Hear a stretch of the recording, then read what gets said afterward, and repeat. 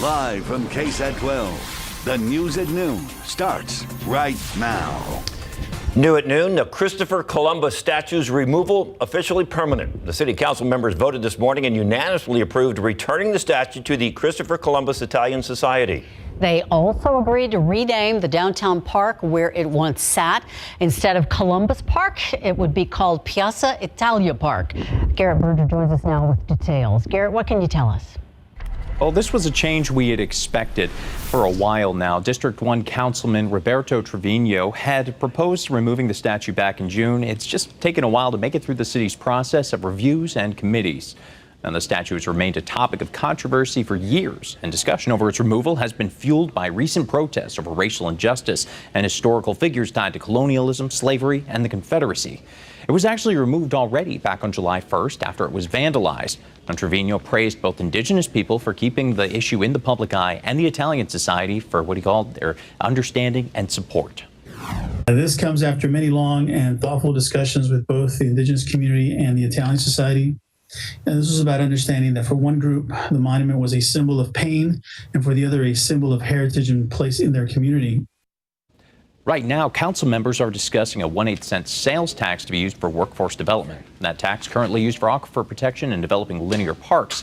That use is set to expire next year. The council is deciding whether or not to put the issue onto the ballot in November for voters to decide. We're expecting that vote to be coming up here in just a few minutes.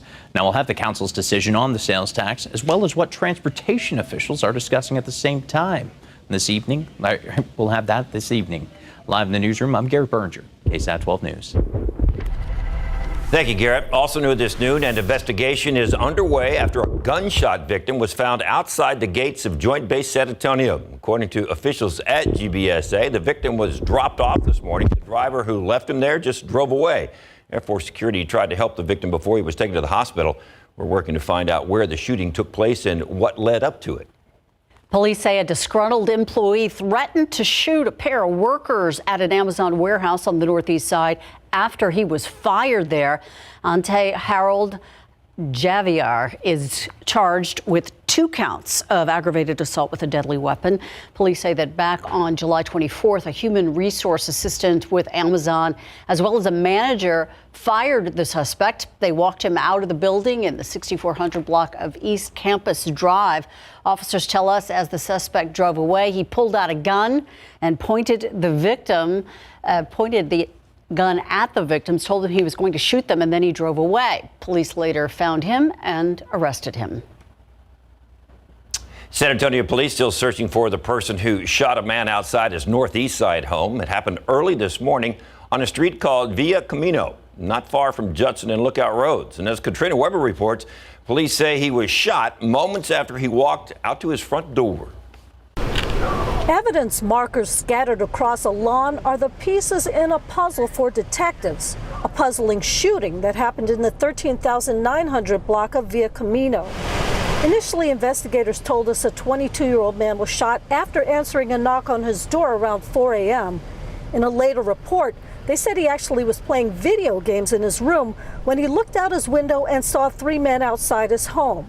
Police say when he went out to investigate, one of them shot him. The victim then ran inside for help, and the men ran away. He was taken to a hospital with what police say were gunshot wounds in his arm and foot. At the scene, a detective told me that the victim wasn't cooperating. Now it seems that they have gotten some information. Still, it appears that police have not identified the shooter or the motive for the shooting. Investigators spent the next 2 hours, though, looking for whatever clues they could find.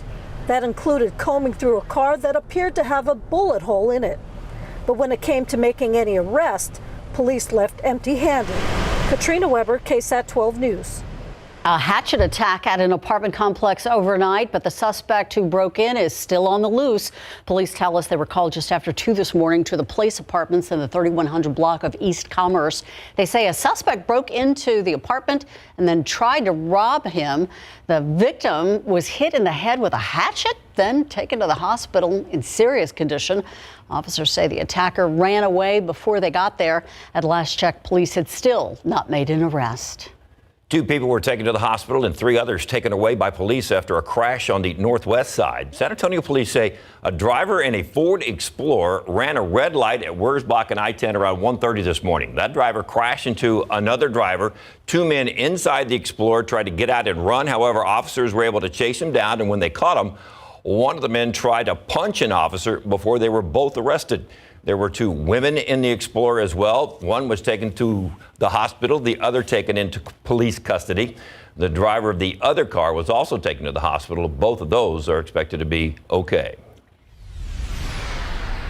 There are 291 new COVID-19 cases in Bexar County since the pandemic started.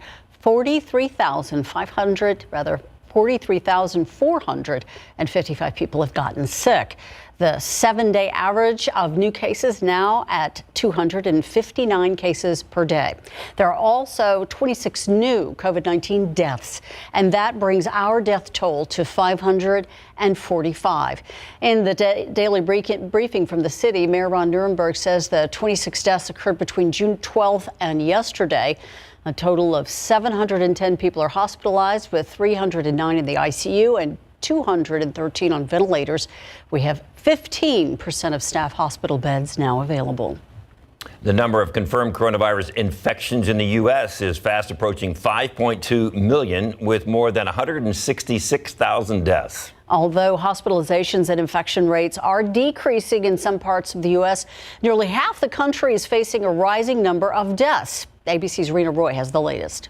In the past 24 hours, the United States has reported the nation's highest number of deaths in a single day, as some major cities emerge as possible new hotspots. I worry about a perfect storm. Researchers at Children's Hospital of Philadelphia, whose data is used by the COVID task force, say that storm is brewing in Chicago, Boston, and Baltimore, predicting the virus will hit them hard. We're just seeing significant transmission in all 3 of those cities.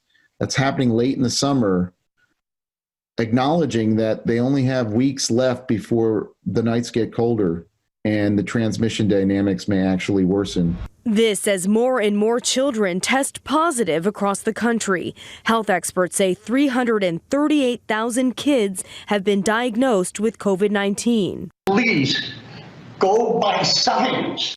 Parents and teachers on edge with the new school year. Some teachers in Arizona and Texas resigning in fear of in-person learning.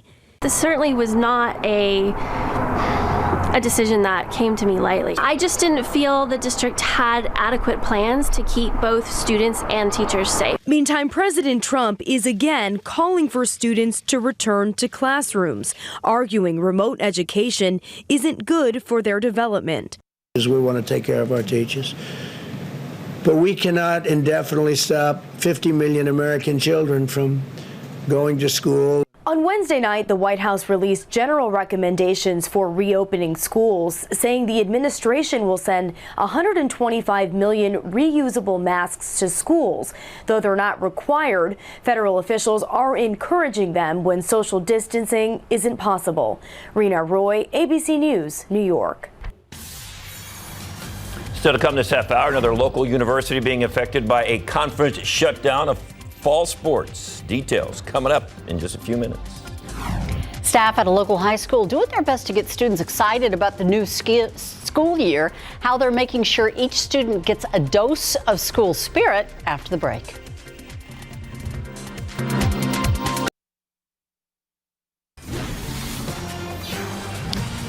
Educators fear for the future of some students who they say have been impossible to reach since schools shut down due to the pandemic.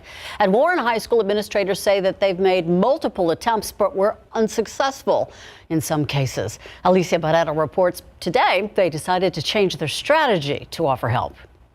Today, they're trying to reach nearly 50 students who have been MIA, but they don't want to approach the visit as if these high schoolers are in trouble. The purpose is to get them excited to continue with their education and offer any resources they may need to succeed from home.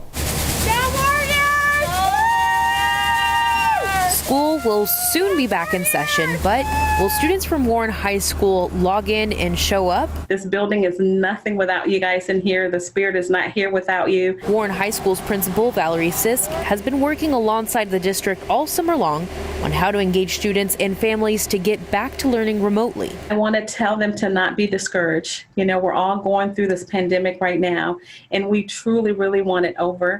Thursday morning, administrators executed their plan for a fun and encouraging outreach event. Today, what we're going to do is get on a minibus that we're going to decorate in purple and Warren colors, and we're going to drive through a few of our neighborhoods. There's some students we haven't been able to reconnect with that we need some priority registration information completed, and we're going to go knock on the doors and ask them to complete it and see what type of assistance they may need in getting that done. The nearly 3-hour route was strategically created to knock on the doors of about 45 students to offer the tools they may need. It may be some type of phone situation or phone number situation, or it may be just the ability to sign in to the internet or the electronic piece, or not having the computer or the device. So we just want to know what that resource is that they may need. Y'all ready? Administrators hope the visit will be as successful as a round they completed in the spring before the end of the semester. Alicia Barrera, KSAT 12 News. Get outside with Live Cam. We are going to be like touching up to some records. And then there's some rain in the forecast. So it's a little mix of, heat and humidity. It's true. We need the rain in the worst way. The aquifer continues to drop. The numbers aren't so good, down half a foot, 655.7. And your pollen count, no big deal here. Everything's in the low category. We like to see that. And we like to see those rain chances in the forecast. We're going to tell you more about them coming up.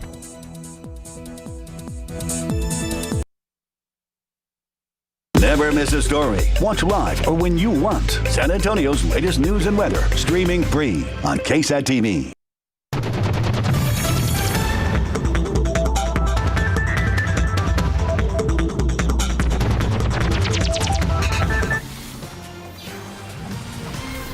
Justin, I'm telling you, this heat's got to end soon. Is it fall yet? Almost. Well, how much longer are we going to have these triple digits? Well, we've put together quite a streak here. We're talking 6-7 days in a row, probably a few more as we get into the weekend. And the good news is I think we get some relief next week. Some rain chances, maybe some cooler temperatures Monday into Tuesday. We've also got a named storm now out in the Atlantic. This is the earliest J storm we've ever seen. So it gives you an idea that this has been a very busy tropical season. We'll put the satellite picture into motion there, and you can see Josephine, which looks a little bit better this afternoon with some thunderstorms developing around the center. It's a nice little compact storm moving out to the west, and right now winds are at 45 miles per hour. Now with this storm, we don't expect much intensification. At least Hurricane Center doesn't think so. Probably will run into some wind shear, and this thing may fall apart. It will also be turning towards the north. So at this point, doesn't look like a huge factor in the forecast, certainly not for us, but for really any part of the country going forward. But if you're looking at names, again, we now have Josephine crossed off the list, and Kyle is next in line. Kyle, then Laura, and then Marco, and then there's that name again, and Nana. I'm not real sure. Nana, I've heard both, but we'll see. We may get there. The way it's looking this this tropical season has been very busy. Right now, 91 degrees. Dew point is at 68. Heat index is at 95 with a southerly wind at about 11 miles per hour. Heat index will very quickly jump up into the triple digits here, probably by, say, 2-3 o'clock this afternoon. No cloud cover. We've got perfectly sunny conditions and temperatures into the 90s across Bexar County. We're up to 95 in New Braunfels, 90 in Uvalde, 93 right now in Del Rio. And the current heat index is over 100.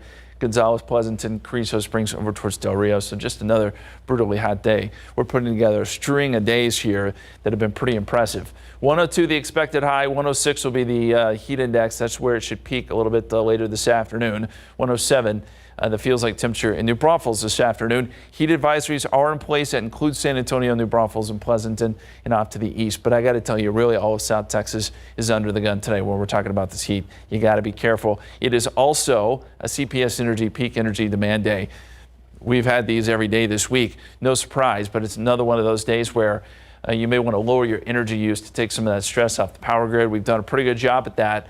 but between 3 p.m. and 7 p.m. today, a time when we want to conserve some of that energy. Here's the setup. We have our big ridge high pressure. This has been the troublemaker for us when it comes to the heat. Good news, it is going to move. It is on the move, and it will be shifting west, and this is going to open the door for us. You see the jet stream is still way up there, but as we go forward in time here, high pressure moves up into the Rocky Mountains and then over towards Nevada and even moves north a little bit, and this is good because we start to get some little pieces of energy coming north to south across Texas. That'll create some showers and storms. This model makes it look like we're going to see widespread rain. That's not the case. It'll be isolated, but just the general idea here that we'll have some unsettled weather, and that'll be the case Tuesday and Wednesday too. Although at this point, I think Monday is probably our best chance for rain. We'll have a boundary in place too. So right now, a 30% chance of some downpours on Monday. That sounds really nice right now. Temperatures around 102 this afternoon. Heat index 105 to 106. 102 tomorrow, 103 Saturday, which, by the way, would be a record. 102 Sunday, and then a little bit cooler with some rain chances on Monday. 30% chance, 99 the high, upper 90s Tuesday and Wednesday as well. 97 degrees on Tuesday, maybe? That's downright cool. That is. We can handle it. Yep. All right, the Spurs season will be decided today. Playoffs or a bubble burst? And a couple of high school football stars denied a transfer coming up.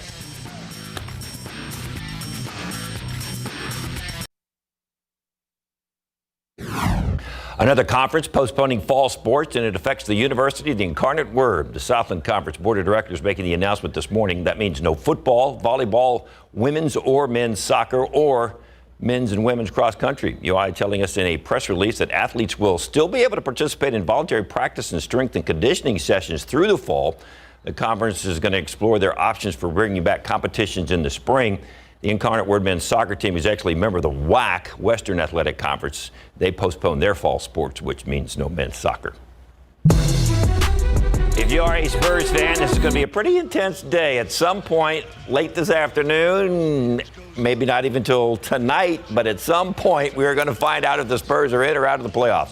The Silver and Black will play the Utah Jazz in the final game of the 2020 regular season at 5:30 today. It'll be the second time the two teams face off against each other since the restart of the season. The Spurs won the first game a week ago, 119-111.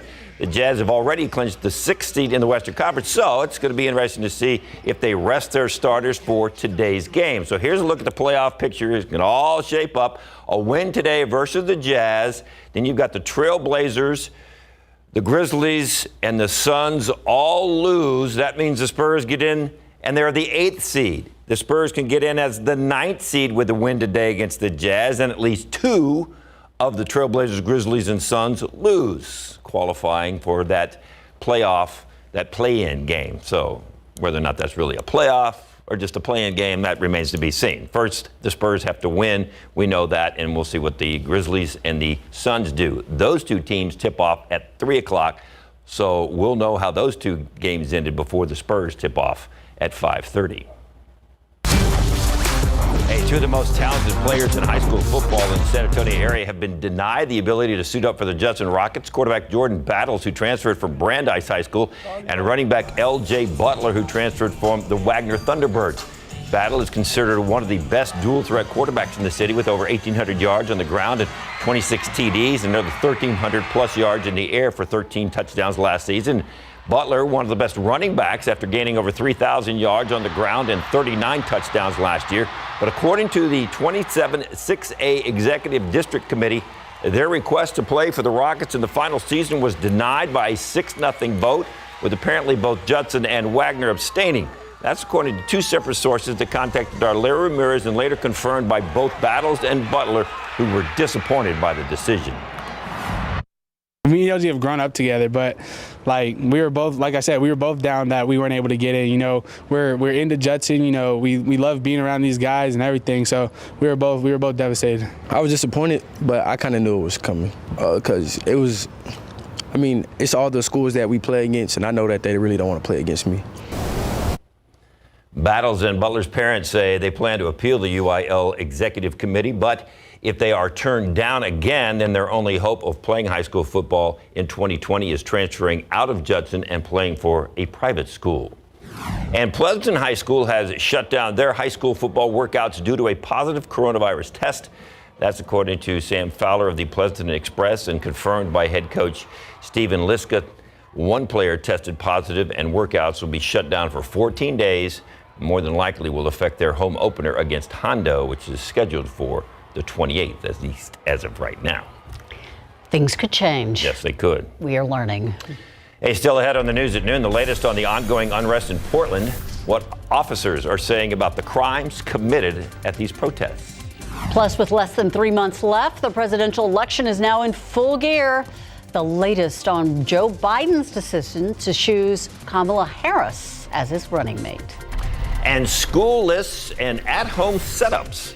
If your family is starting the school year learning from home, some of you are probably preparing a designated classroom space. Coming up today at 5, from desks to chairs and storage. 12 on your sides, Marilyn Moritz takes a look at where you can get the most bang for your buck and what the experts are saying should keep in mind.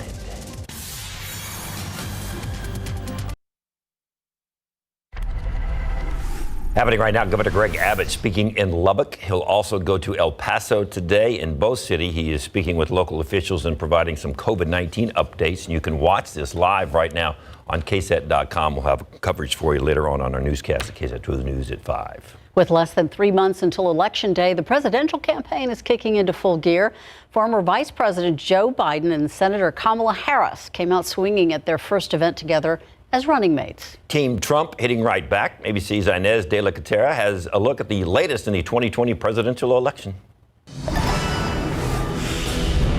For the first time, your next Vice President of the United States, Kamala Harris. This morning, the Biden-Harris campaign is off and running. The case against Donald Trump and Mike Pence is open and shut. Harris hits the campaign trail with strong marks as the VP pick. A new ABC News Ipsos poll taken after the Harris announcement shows her as the only contender across both presidential tickets with a net positive favorability rating. The survey finds 35% view her positively, while 31% don't. That's across the board.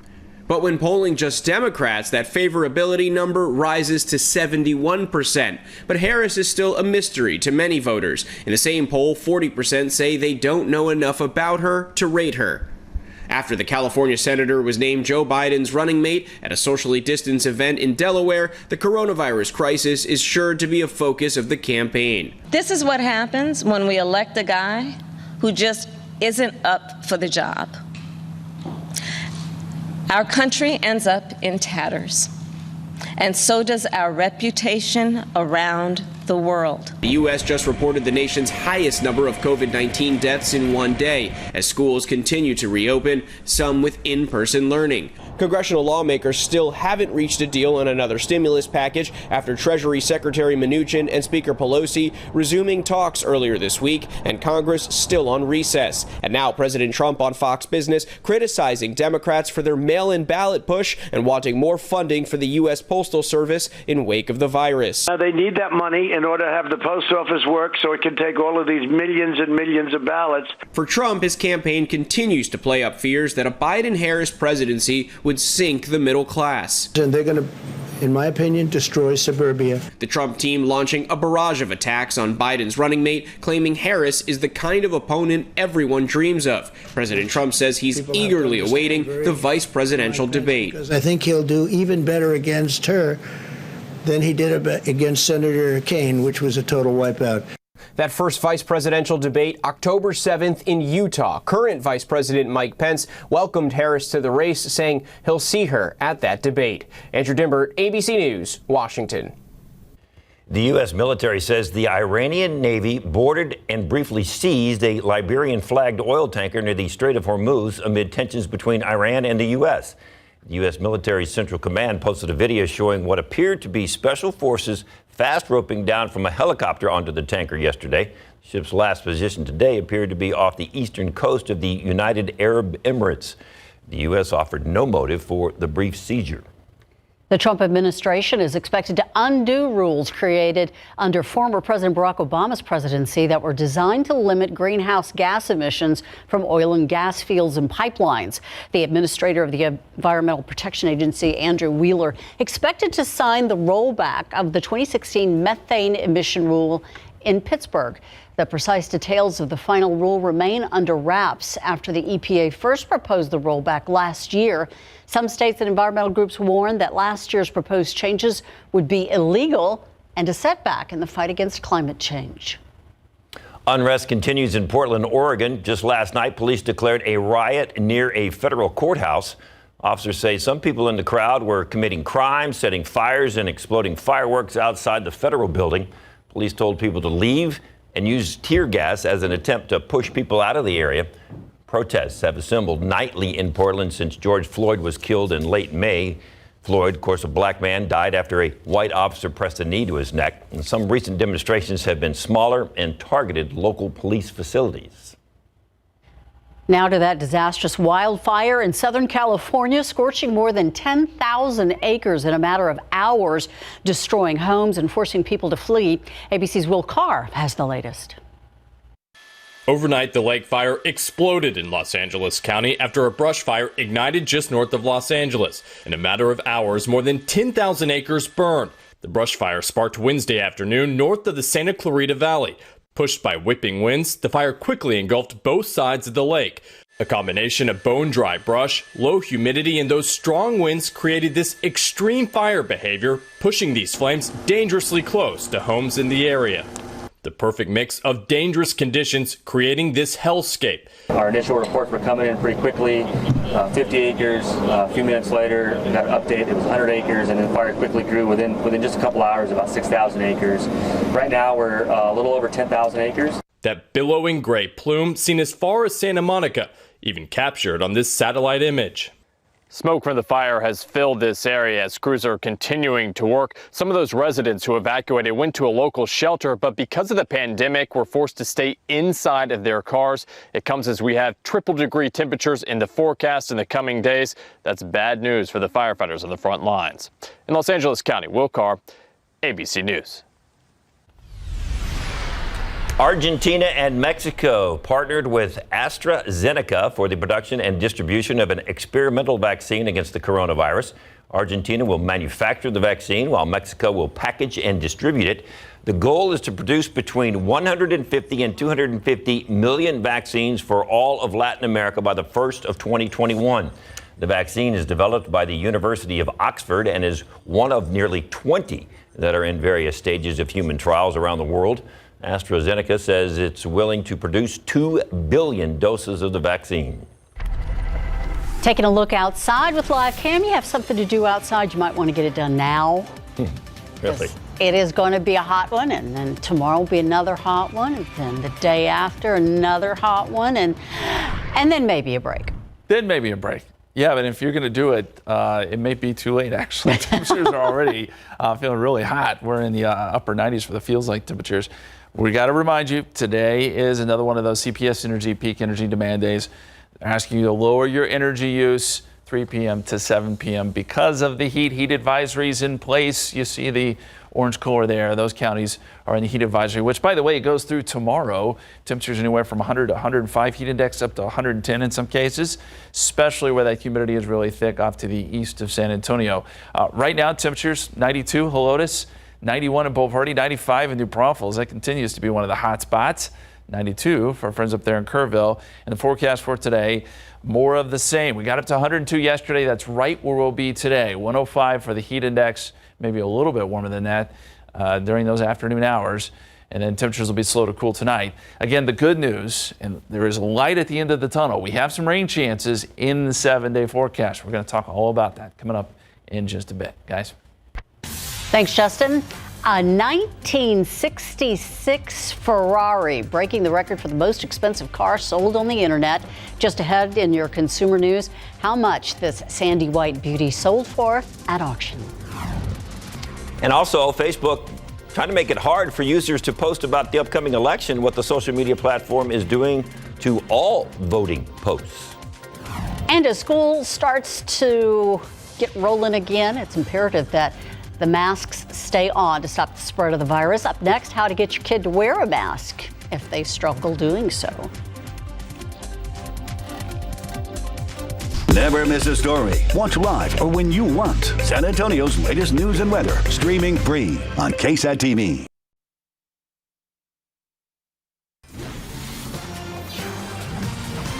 Wear a mask to slow the spread. We keep hearing it from doctors and health officials. However, it might not be so clear to children why they have to wear face masks while they're in school. Our Sarah Costa explains there are ways to have this conversation with your kids and maybe even make their new normal a little fun.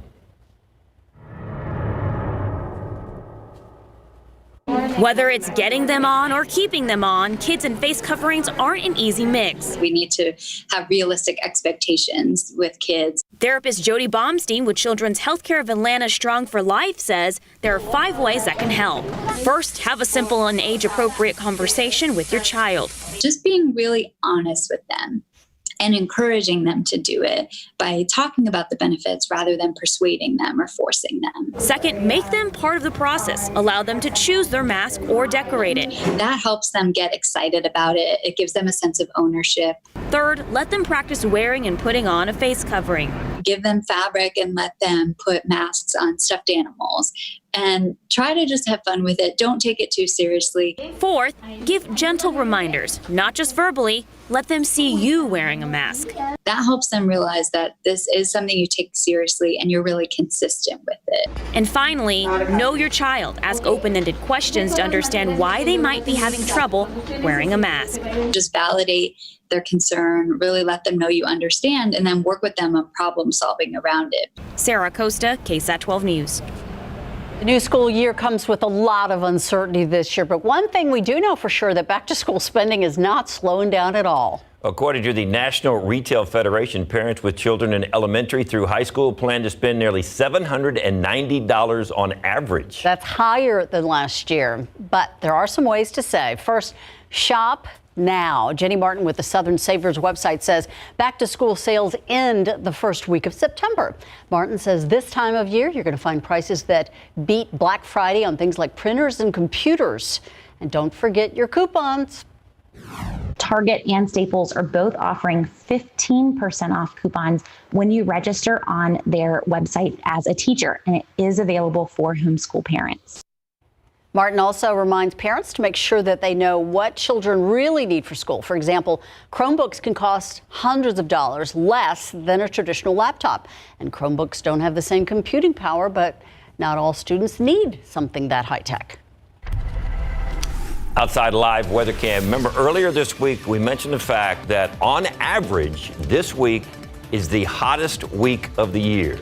Boom. Boom. Nailed it. Yeah, Nailed you're it. right, David. You're exactly right. The average temperature, average high temperature, 97. That's as high as it gets here in San Antonio. So we're at that peak of our heat. We're certainly feeling it. We're actually going to be above average this afternoon with temperatures in the triple digits. Below this morning, 78. That was above average too. Record is 106, set back in 1962. We won't get there today, but some records are in jeopardy next couple days. We'll have another look at that 7-day forecast coming up.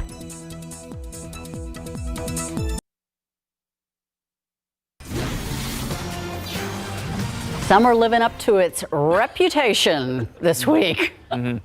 Well, this is the time of year we just got to power through. You know, we got to really hold on tight because these temperatures tend to soar in August. But there is some hope, and it's next week. We get some rain chances back in here. We could use it. All our lawns are turning brown at this point. It's good to see it in the forecast. And when we're talking about the drought, it is extreme in some cases. Uvalde down to Carrizo Springs, Crystal City over to Del Rio. Those are the two spots that we're starting to see extreme drought. Here around San Antonio, drought technically not in place, but we certainly could use some rain. We're behind on rainfall for the year for sure, and any additional rainfall would be fantastic, especially when it comes to the lakes. Medina at 57%. That number continues to drop. It's down 21 feet from the conservation pool. Canyon, which is pretty highly regulated, it's at 95%, but Choke Canyon down to 39%, down 20 feet. Buchanan at 95%. So yes, the rain would be good. Let's take a look at the aquifer. 10-day rolling average 657.4. So we're still good there. Stage 2 is not really an option at this point, or at least it looks like we're not going to get there. But 655.7 today, the aquifer, and it's starting to drop a little bit more. Any rain today is going to be well off to our east, so parts of Louisiana, Arkansas, they continue to get drenched by showers and storms, and it's because they're on the outside of this ridge high pressure, so that's where all the energy is. Once our high moves back to the west, we'll be underneath some of that energy, and hopefully we'll get some showers and storms just like what we're seeing off to the east today. So here's what the upper level winds look like going forward. That ridge still pretty strong, even over the weekend. I think things are going to be hot, probably dry, but by Monday, this thing moves out of the way and it moves far enough west where we do get some of that energy and maybe even a boundary, not necessarily a front, but just sort of a wind shift. And that should give us some lift, some showers and storms potentially Monday afternoon. This is around 5 o'clock. We could get some downpours, and that would be fantastic. Tuesday, same story, although it looks like some of the showers may shift south. And we'll have some more chances, I think, through the week next week. So it does change a little bit. In the meantime, though, we've got sunny skies here in San Antonio. 91 degrees, dew point is at 68. That number's still pretty high. So the heat index right now is at 95. Good southerly breeze at about 11 miles per hour. 94 in Comfort, 90 Tarpley, 96 right now in Devine, 96 down there in Pleasanton. And you've got 92 in Cotulla, 93 up in Austin. Everybody's in the 90s, and those heat index values are starting to drift into the triple-digit range. 102 is what it feels like in Gonzales. It feels like 102 in Pleasanton as well, our typical hot spots when it comes to the heat index. And it could go as high as 107 in Gonzales today. Heat index here in San Antonio, I actually say around 104, 105, maybe 106 a little bit later when you factor in that humidity. And that's why we have the heat advisory in place still, and this is going to go through tomorrow, 7 o'clock. So an extended period here of heat, and we've had quite a stretch of triple-digit heat. 102 today. Look for mostly sunny skies throughout the afternoon. And then 102 tomorrow, 103 Saturday. And you see the records there at the top. We're going to be close to some records tomorrow, Saturday, and Sunday.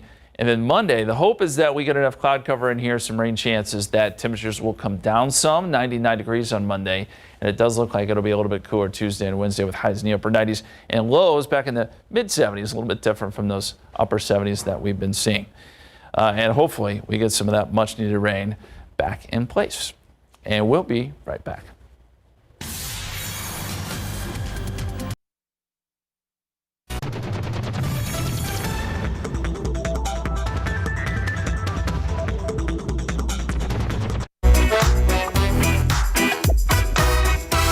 This is your daily tech and business briefing from Cheddar. General Motors will continue producing ventilators as the coronavirus crisis drags on around the country. This comes after the auto giant signed a $489 million government contract to make 30,000 ventilators for the national stockpile. According to the company, the Indiana facility has built and delivered more than 20,000 of the devices so far and will complete its goal by the end of the month. And if you're a fan of pumpkin spice lattes, Dunkin' has you covered. The coffee chain announcing an early start to fall this year with its seasonal drink lineup. Starting this week, Dunkin' will begin selling its pumpkin-flavored coffee, espresso, donuts, and muffins earlier than ever before. The fall items will be available for a limited time. No word yet if Dunkin' plans to bring its Christmas treats earlier than usual this year, too. All right, United is switching things up to help offset the plunge in travel amid the pandemic. The airline giant announcing that it plans to add 13 new routes it has never offered before. Starting this winter, United will run 28 nonstop flights to Florida from cities in the Northeast, betting that vacation travel will tick up in the colder months. The flights will go to 4 Florida airports. And that's your Cheddar Business and Tech Update. I'm Kristen Scholler from Cheddar Studios in Lower Manhattan. Facebook is going to start labeling all U.S. posts about voting to send users authoritative information about the election. The social media network began applying labels to President Donald Trump's post last month. Now it is expanding to everyone in the country. The move part of Facebook's broader effort to combat election-related misinformation on its platform as the election nears. And AMC Theaters announced via email its reopening plans. The theater chain will open the doors to more than 100 theaters on August 20th. It plans to have approximately 2/3 of its theaters open no later than September 3rd. Additionally, the company plans to offer new first-run movies. Some include Disney's X-Men, The New Mutants, Tenet, and Unhinged. The chain will fill other theaters with classic movies. A Ferrari that sold for more than $3 million now holds the record for the most expensive car ever sold online. The bidding soared up until the last minute for the Sandy White 1966 Ferrari 275 GTB. It ended up going for a record-breaking $3.8 million in auction. The car has its original interior and a lot of the original paint. Gooding & Company says Ferraris took home the top 5 sales in its online auction. You know, it is Shark Week, and that means SA Live's going to need a bigger boat. That's a reference to Jaws. Remember that? We are all learning about sharks today.